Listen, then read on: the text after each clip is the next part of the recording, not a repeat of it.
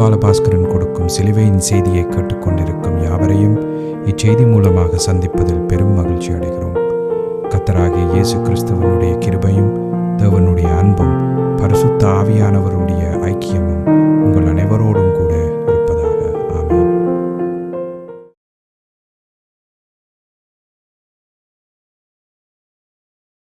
நான் இவாஞ்சலிஸ்ட் போல் பாலபாஸ்கரன்.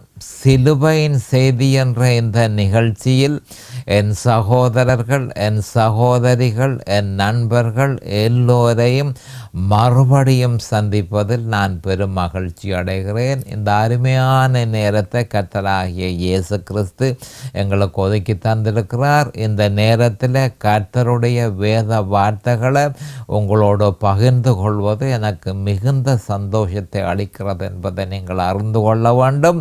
கர்த்தருடைய வேத வார்த்தை என சொல்லப்படும் பொழுது அது எந்த காலத்திலும் சிலுவையில் அறையப்பட்ட இயேசு கிறிஸ்துவை பற்றியே பிரகடனப்படுத்துகிறது என்ற உண்மையை நம்முடைய இருதயத்தில் நாம் நிலைநாட்டி வைத்திருக்க வேண்டும். அப்போ ஆதியாகமம் 1:1 இருந்து வெளி 22-21 வரையும் சொல்லப்பட்டிருக்கிற சகல வேத வாக்கியங்களிலே சிலுவையில் அறையப்பட்ட இயேசு கிறிஸ்துவை பற்றியே சொல்லியிருக்கிறது என்ற உண்மையை நாம் தெளிவாக அறிந்து கொள்ள வேண்டும். மிக முக்கியமான ஒரு விஷயம். நாம் இப்பொழுது வேத வார்த்தைக்கு கடந்து செல்லுவோம். ரோமர் 8:16. நாம் தேவனுடைய பிள்ளைகளாயிருக்கிறோம் என்று ஆவியானவர் தாமே நம்முடைய ஆவியுடனே கூட சாட்சி கொடுக்கிறார். மறுபடியும் வாசிக்கிறேன். நாம் தேவனுடைய பிள்ளைகளாயிருக்கிறோம் என்று ஆவியானவர் தாமே நம்முடைய ஆவியுடனே கூட சாட்சி கொடுக்கிறார். இதற்கு நான் தெரிந்து கொண்ட தலையங்கம் நாம் தேவனுடைய பிள்ளைகளென ஆவியானவர் சாட்சி கொடுக்கிறார். நாம் ஜெபத்துக்கு கடந்து செல்லுவோம். அருமையானங்கள் பிதாவே, உமக்கு ஸ்தோத்திரம். பரலோகத்தின் தேவனே, உமக்கு ஸ்தோத்திரம். உம்முடைய குமாரன் இயேசு கிறிஸ்துவை பலியாக சிலுவையில் ஒப்பு கொடுத்து அவருடைய விலையேறப்பெற்ற இரத்தத்தினால் தேவரீர் எங்கள் எல்லோரையும் மீட்டு கொண்டீர். அதற்காக உமக்கு அண்டண்டைக்கும் ஸ்தோத்திரம். பாவிகளாக பிறந்த எங்கள் மீது தேவரீர் இரக்கம் கொண்டு உம்முடைய குமாரன் என்றும் பாராமல் அவரை எங்களுக்காக பலியாக சிலுவையில் ஒப்பு கொடுத்து அவருடைய விலையேறப்பெற்ற இரத்தத்தினால தேவரீர் நீர் எங்களை மீட்டு கொண்டீர். அதற்காக அண்டண்டைக்கும் ஸ்தோத்திரம் பிதாவே. இந்த நேரத்தில் இதனை கேட்டுக்கொண்டிருக்கும் என் சகோதர சகோதரிகள் நண்பர்கள் எல்லோரையும் தேவரீர் ஆசீர்வதித்து அபிஷேகித்து உம்முடைய வேத வார்த்தைகளை அறிந்து கொள்ளக்கூடிய பாக்கியத்தை அவர்களுக்கு கொடுத்தருள வேணுமென்றும் அதே நேரம் அடியேனையும் அபிஷேகித்து உம்முடைய பரிசுத்த ஆவியானவர் தாமே முன்னின்று போதனையை செய்ய வேணுமென்று இயேசு கிறிஸ்துவின் நாமத்தினால் கேட்டுக்கொள்கிறேன் பிதாவே. ஆமேன் and amen and amen. Hallelujah, hallelujah, hallelujah, hallelujah. Thank you Jesus. Praise the Lord, praise the Lord, praise the Lord. Hallelujah. கடைசி செய்தியில் இறுதியில் நான் ஒரு மிக முக்கியமான ஒரு வேத வார்த்தையை உங்களோடு பகிர்ந்தது எனக்கு ஞாபகமாக இருக்கிறது. லூக்கா 9:23. ஒருவன் என் பின்னே வர விரும்பினால் அவன் தன்னைத்தான் பொறுத்து தன் சிலுவை அனுதினமும் எடுத்துக்கொண்டு என்னை பின்பற்ற கடவன். அப்போ இந்த வேத வாக்கியத்தினுடைய தாற்பயத்தை நாம் தெளிவாக அறிந்து கொள்ள வேண்டும். ஏனென்று சொன்னால் இந்த வேத வாக்கியத்தை நீங்கள் கடைப்பிடிக்காவிடில், இதில் சொல்லப்பட்ட நிபந்தனைகளை நீங்கள் கடைப்பிடிக்காவிடில் உங்களுக்கும் எனக்கும் எந்த விதமான சம்பந்தமும் இல்லை என்று ஆண்டவராகிய இயேசு கிறிஸ்து லூக்கா 14:27 தெளிவாக சொல்லியிருக்கிறபடியால் இந்த வேத வாக்கியத்தின் தாற்பயத்தை ஒவ்வொரு கிறிஸ்தவனும் தெளிவாக புரிந்து கொள்ள வேண்டும். அப்போ சிலுவையை தூக்காமல் ஒரு பொழுதும் அவரை பின்பற்ற இயலாது. சிலுவையை தூக்குவதற்கு தன்னைத்தான் நிராகரிக்க வேண்டும். இதுவே விசுவாசிக்கு பெருமிடறலை ஏற்படுத்துகிறது என்ற உண்மையை நாம் அறிந்து கொள்ள வேண்டும். அநேகமான கிறிஸ்தவர்கள் இதன் நிமித்தமே கிறிஸ்துவின் சிலுவையை அவர்கள் தூக்குகிறது இல்லை. ஏனென்று சொன்னால் தன்னைத்தான் நிராகரிக்க வேண்டியது. சிலுவையை தூக்க வேணுமா இருந்தால் அந்த கிறிஸ்தவன் தன்னைத்தான் நிராகரிக்க வேண்டும். அநேகமான கிறிஸ்தவர்கள் தங்களை நிராகரிப்பதில்லை. ஆனபடியால் அவர்கள் சிலுவையை தூக்குவதும் இல்லை என்பதை நாம் தெளிவாக அறிந்து கொள்ள வேண்டும். அநேகமான கிறிஸ்தவர்கள் இந்த 7 அங்கங்கள், அப்போ அந்த ரோமர், இந்த லூக்கா 9:23 7 அங்கங்களாக பிரித்ததை நீங்கள் அறிந்திருக்கிறீர்கள். அந்த 7 அங்கங்களிலே ஏதாவது ஒரு பகுதியை விசுவாசி நிறைவேற்றாவிட்டால் அவன் எனக்கு சிஷ்யனாக இருக்க மாட்டான் என்று சொல்லி லூக்கா 14:27 நம்முடைய ஆண்டவராகிய இயேசு கிறிஸ்து வலியுறுத்தி இருக்கிறார். அவர் இல்லாவிட்டால் அவருடைய ஆவியும் இல்லை. அவருடைய ஆவி இல்லாவிட்டால் நம்முடைய ஆவியோடு அவர் பேசுவதும் இல்லை. இதனை அறியாத எண்ணிக்கைக்கும் அதிகமான கிறிஸ்தவர்கள் தம்மோடு பரிசுத்த ஆவியானவர் பேசினார், தம் மூலமாக கர்த்தர் பெரிய காரியங்களை செய்தார் என கூறுகிறார்கள். ஆம், அதை பற்றி ஆச்சரியப்பட வேண்டியதில்லை. அவர்களில் செயற்படுவது பரிசுத்த ஆவி அல்ல. அவர்களில் செயற்படுவது பரிசுத்த ஆவி அல்ல, அசுத்த ஆவியே. அவர்கள் தேவனுடைய வழியை அறிய விருப்பமில்லாமல் தம்முடைய வழியை பின்பற்றுவதனால் அவர்கள் இடறல் அடையும்படிக்கு கவனமாக கிறிஸ்தவர்கள் கேட்டுக்கொள்ள வேண்டிய ஒரு விஷயம், தேவனுடைய வழியை அறிய விருப்பமில்லாமல் தம்முடைய வழியை அவர்கள் பின்பற்றுவதனால் அவர்கள் இடறல் அடையும் படிக்கு கர்த்தர் வேறொரு ஆவியை அனுமதிக்கிறார் என்ற உண்மையை அநேகமான கிறிஸ்தவர்கள் அறியாதிருக்கிறார்கள். உபாகமம் 13:1-5, 2 தெசலோனிக்கேயர் 2:11-12 இந்த வேத வாக்கியங்களில் வேறொரு ஆவி, கொடிய வஞ்சகத்தை ஆண்டவர் அனுப்புகிறார் என்றதை நாம் தெளிவாக அறிந்து கொள்ள வேண்டும். சத்தியத்தை பின்பற்ற விரும்பாத ஒவ்வொருவனுக்கும் கொடிய ஆவியை தேவன் அனுப்புகிறார் என்ற உண்மையை, கொடிய வஞ்சக ஆவியை தேவன் அனுப்புகிறார் என்ற உண்மையை ஒவ்வொரு கிறிஸ்தவனும் அறிந்து கொள்ள வேண்டும். இது பற்றி உபாகமம் 13:1-5 சொல்லியிருப்பதை ஒவ்வொரு கிறிஸ்தவர்களும் தெளிவாக அறிந்து கொள்ள வேண்டும். உபாகமம் 13:1-5 அநேகமான கிறிஸ்தவர்கள் இந்த வேத வாக்கியங்களை அறியாமல் இருக்கிறார்கள்.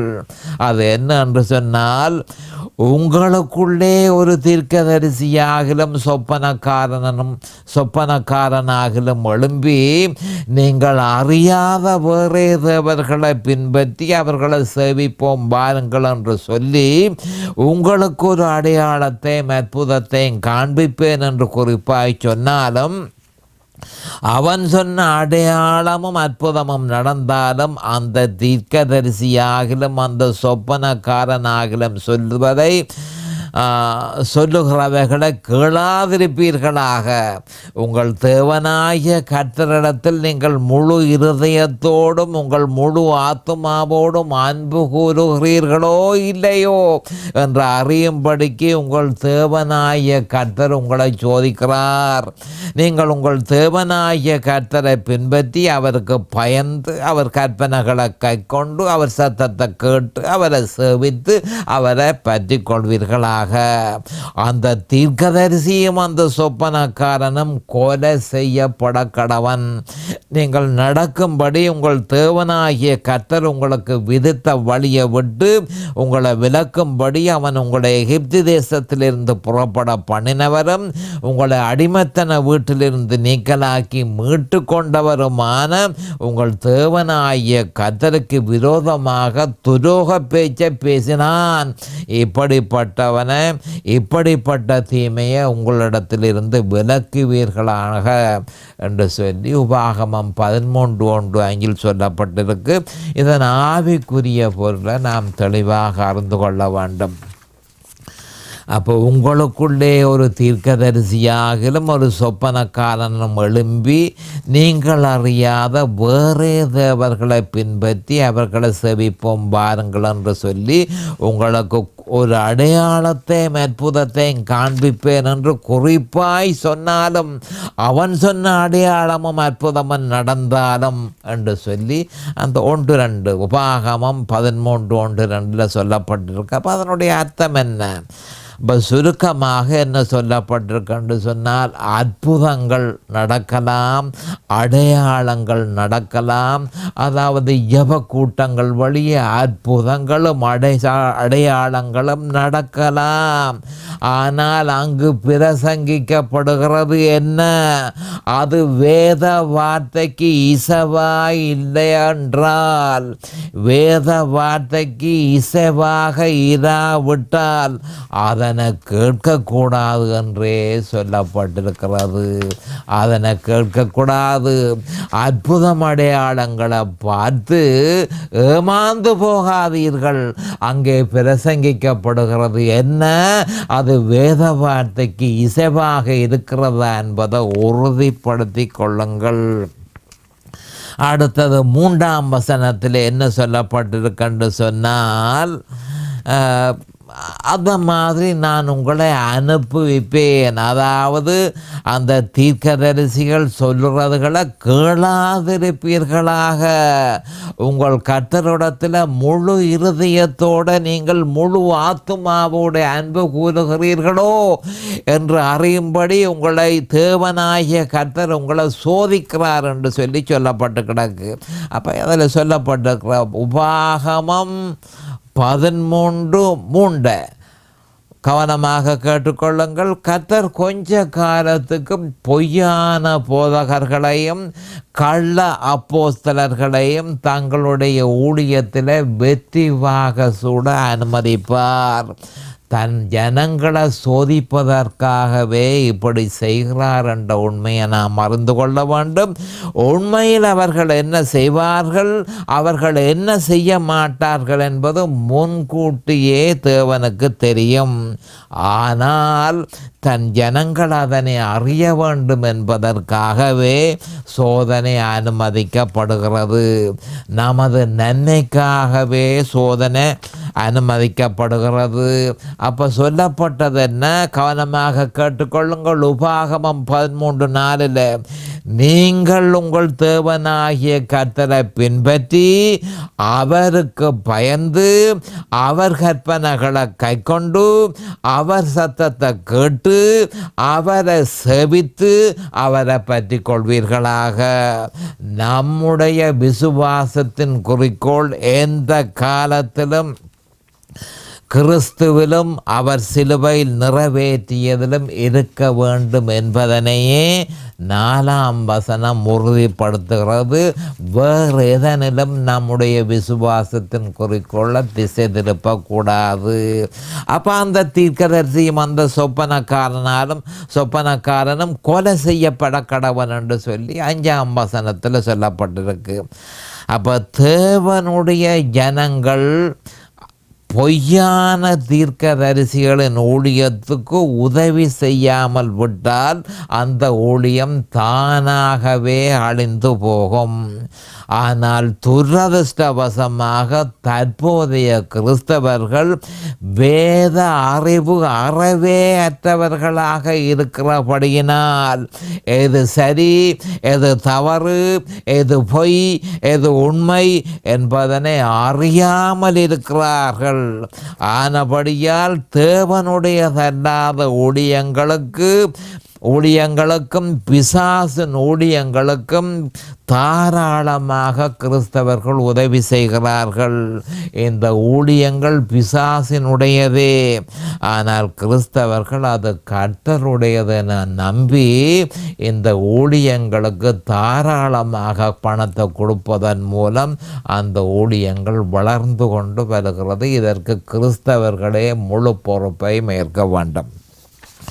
இப்படி இருக்க புதிய ஏற்பாட்டில் வேறொரு இயேசுவையும் வேறொரு சுவிசேஷத்தையும் பின்பற்றிய கொரிந்திய கிறிஸ்தவர்களை நோக்கி பவுல் அப்போஸ்தலர், நீங்கள் வேறொரு ஆவியின் தாக்கத்தை அனுபவித்தீர்கள் என 2 கொரிந்தியர் 11:4 எப்படியெனில் உங்களிடத்தில் வருகிறவன் நாங்கள் பிரசங்கியாத வேறொரு இயேசுவை பிரசங்கித்தானால், அல்லது நீங்கள் பெற்றிராத வேறொரு ஆவியையும் நீங்கள் ஏற்றுக்கொள்ளாத வேறொரு சுவிசேஷத்தையும் பெற்றீர்களானால் நன்றாய் சகித்திருப்பீர்களே.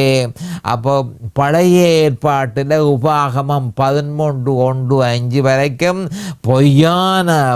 அதாவது அசுத்த ஆவிகளை பற்றி சொல்லப்பட்டிருக்கிறது. இங்கே புதிய ஏற்பாட்டில் 2 கொரிந்தியர் 11:4 பவுல் அப்போஸ்தலர் வேறொரு ஆவி உண்டு, வேறொரு கிறிஸ்து உண்டு, வேறொரு சுவிசேஷம் உண்டு. நாங்கள் பிரசங்கித்த சுவிசேஷத்தை விட்டு வேறொரு சுவிசேஷத்தை நீங்கள் ஏற்றுக்கொள்வீர்களானால் வேறொரு ஆவியினால் நீங்கள் ஆக்கிரமிக்கப்படுவீர்கள். ஏனென்றால் அது வேறொரு சுவிசேஷம் என்று சொல்லி 2 கொரிந்தியர் 11:4 தெளிவாக சொல்லியிருக்கிறார். அப்போ கடைசியில் அவர் சொல்லியிருக்கிறார், இதை பெற்றீர்களா நன்றாய் சகித்திருப்பீர்கள் என்று சொல்லி 2 கொரிந்தியர் 11:4 கடைசியில் பவுல் அப்போஸ்தலர் சொல்லியிருக்கிறார். அப்போ கிறிஸ்தவர்கள் அப்போ உண்மையில் இந்த பொய்யான உபதேசங்களையும் பொய்யான போதகர்களையும் கள்ள அப்போஸ்தலர்களையும் வேறொரு சுவிசேஷத்தையும் வேறொரு ஆவியையும் வேறொரு கிறிஸ்தவையும் பிரசங்கிக்கிற வேறொரு கிறிஸ்துவை பிரசங்கிக்கிற பொய்யான போதகர்களை நீங்கள் ஏற்றுக்கொண்டு சகித்தீர்களே. 1 யோவான் 4:1 இதுகள் எல்லாவற்றையும் சோதித்து அறிஞ்சு கொள்ள வேணும் என்று முன்கூட்டியே ஆண்டவர் 1 யோவான் 4:1 பரிசுத்த ஆவியானவர் தெளிவாக சொல்லியிருக்கிறார். அதை நீங்கள் செய்யாதபடியால் நீங்கள் பாவம் செய்தீர்கள் என்று சொல்லி பவுல் அப்போஸ்தலர் கொரிந்திய கிறிஸ்தவர்களை சொல்லியிருக்கிறார். அப்போ 4:1 சொல்லப்பட்டது என்ன? 1 யோவான் 4:1 பிரியமானவர்களே, உலகத்தில் அநேகம் கள்ளத்தீர்க்கதரிசிகள் தோன்றி இருப்பதனால் நீங்கள் எல்லா ஆவிகளையும் நம்பாமல் அந்த ஆவிகள் தேவனால் உண்டானவைகளோ என்று சோதித்து அறியுங்கள். அப்போ கொரிந்தியர்கள் சோதித்து அறியாமல் வேறொரு இயேசுவை ஏற்றுக்கொண்டார்கள், வேறொரு சுவிசேஷத்தை ஏற்றுக்கொண்டார்கள், வேறொரு கிறிஸ்துவை அவர்கள் ஏற்றுக்கொண்டபடியினால் வேறொரு ஆவியினாலே ஆக்கிரமிக்கப்பட்டார்கள். அவர்கள் தேவனுக்கு எதிராக பாவம் செய்தார்கள் என்று சொல்லி பவுல் அப்போஸ்தலர் தெளிவாக கொரிந்தியர்களை நோக்கி கூறியிருந்தார். அதே மாதிரி தற்போதைய கிறிஸ்தவர்களின் ஆவிக்குரிய நிலைமை அப்போதைய இஸ்ரவேலியர்கள் போலவும் அப்போதைய கொரிந்திய கிறிஸ்தவர்கள் போலவும் அப்போதைய கலாத்திய கிறிஸ்தவர்கள் போலவும் உள்ளது. தற்போதைய கிறிஸ்தவர்கள் அப்போதைய இஸ்ரவேலியர்கள் போல, அப்போதைய கொரிந்திய கிறிஸ்தவர்கள் போல, அப்போதைய கலாத்திய கிறிஸ்தவர்கள் போல இருக்கிறார்கள். அவர்கள் வேறொரு இயேசுவை விசுவாசிக்கிறார்கள், வேறொரு சுவிசேஷத்தை கேட்கிறார்கள். இதன் நிமித்தம் அவர்கள் வேறொரு ஆவியினால் பீடிக்கப்பட்டிருக்கிறார்கள். அப்போ இதற்கு காரணம் என்ன என்று சொன்னால், சிலுவையில் அறையப்பட்ட இயேசு கிறிஸ்துவை அல்லாமல் தம்மால் உருவாக்கப்பட்ட வேறொரு இயேசு கிறிஸ்துவை அவர்கள் பின்பற்றுகிறார்கள். இவர்கள் சபிக்கப்பட்டவர்கள் என பவுல் அப்போஸ்தலர் எச்சரித்திருக்கிறார். பவுல் அப்போஸ்தலர் கலாத்தியர் 1:6-9 இவர்களை நோக்கி, உங்களை கிறிஸ்துவின் கிருபையினாலே அழைத்தவரை நீங்கள் இவ்வளவு சீக்கிரமாய் விட்டு வேறொரு சுவிசேஷத்துக்கு திரும்புகிறதை பற்றி நான் ஆச்சரியப்படுகிறேன். வேறொரு சுவிசேஷம் இல்லையே. சிலர் உங்களை கலகப்படுத்தி கிறிஸ்துவனுடைய சுவிசேஷத்தை புரட்ட மனதாய் இருக்கிறார்களே அல்லாமல் வேறல்ல. நாங்கள் உங்களுக்கு பிரசங்கித்த சுவிசேஷத்தை அல்லாமல் நாங்களாவது வானத்திலிருந்து வருகிற ஒரு தூதனாவது வேறொரு சுவிசேஷத்தை உங்களுக்கு பிரசங்கித்தால் அவன் சபிக்கப்பட்டவனாயிருக்க கடவன். முன் சொன்னது போல மறுபடியும் சொல்கிறேன், நீங்கள் ஏற்றுக்கொண்ட சுவிசேஷத்தை அல்லாமல் வேறொரு சுவிசேஷத்தை ஒருவன் உங்களுக்கு பிரசங்கித்தால் அவன் சபிக்கப்பட்டவனாயிருக்க கடவன். அப்போ நான் என்ன சொல்கிறேன் என்று சொல்லிக்க, வேறொரு சுவிசேஷத்தினாலே அழிந்தவர்கள் ஏராளம்.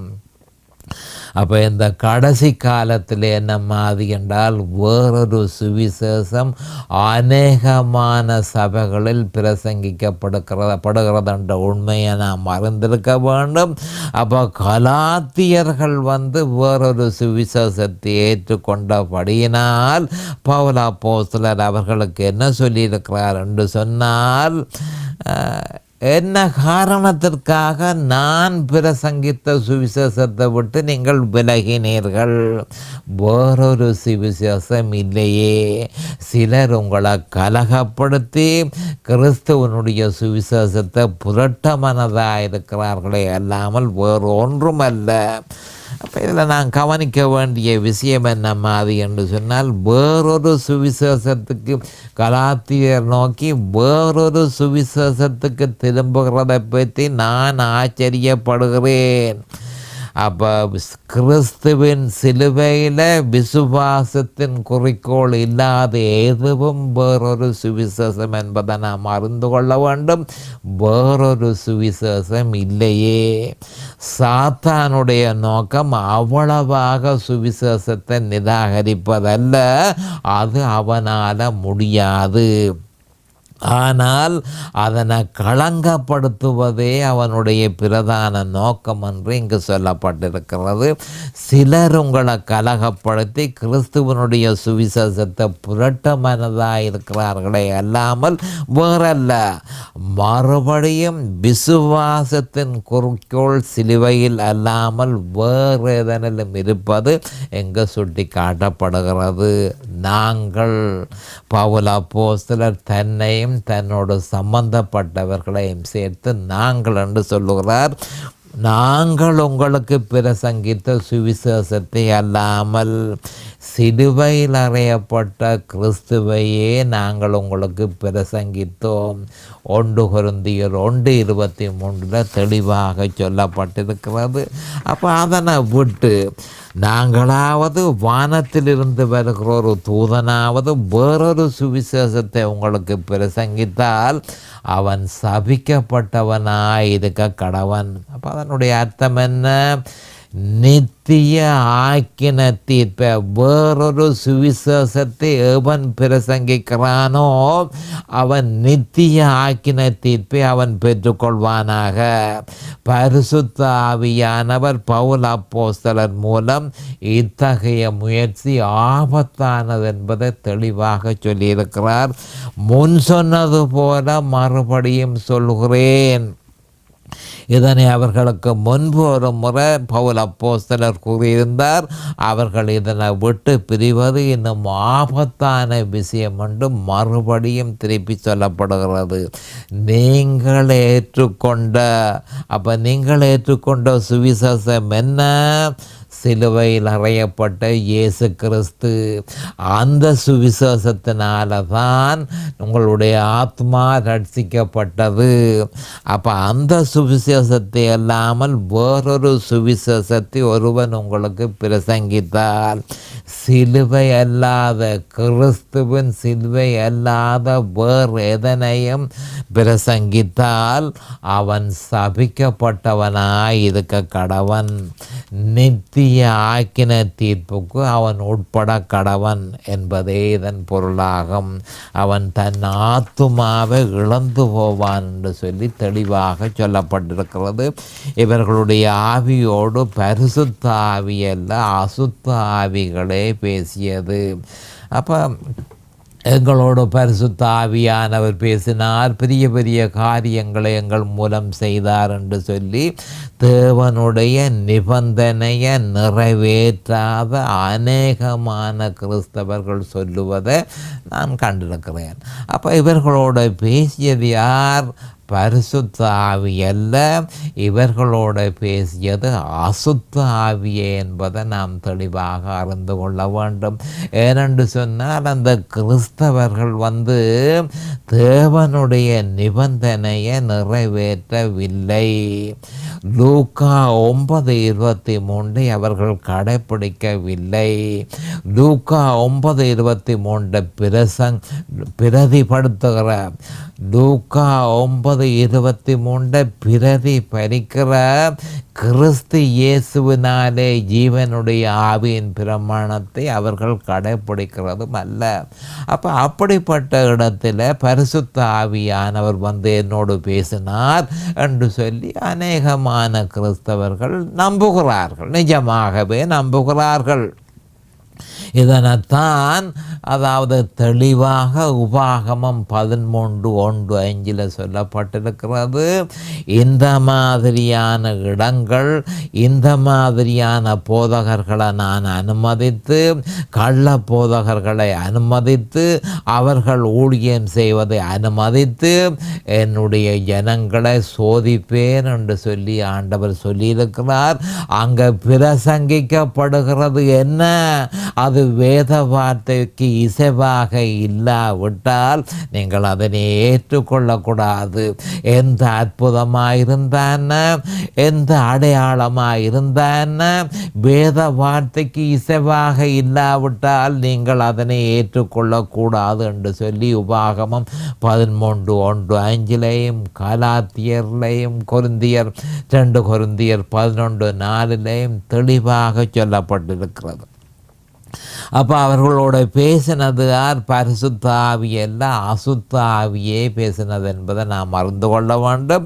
இப்படி இருக்க ஜீவனுடைய ஆவியின் பிரமாணத்தை கடைப்பிடிப்பவர்களுடைய ஒருமித்த நோக்கு எந்த காலத்திலும் இயேசு கிறிஸ்துவில் இருக்க வேண்டும்.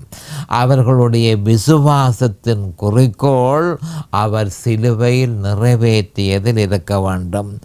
அப்பொழுது அவர்களுடைய வல்லமையின் ஆதாரம் பரிசுத்த ஆவியாக இருப்பதனால் அதன் பிரதிபலன் ஜெயம் கொண்ட கிறிஸ்தவ வாழ்க்கையே.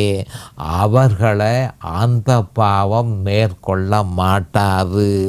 அவர்கள் தேவனுடைய பிள்ளைகளாக இருப்பதனால் ஆவியானவர் அடிக்கடி அவர்களுடனே பேசுகிறார். அவர்கள் கிறிஸ்து மூலமாக சுவீகரிக்கப்பட்டு தேவனுடைய சுவீகார பிள்ளைகளாக இருக்கிறார்கள். இதற்கு அவர்கள் செய்ய வேண்டியதென்ன?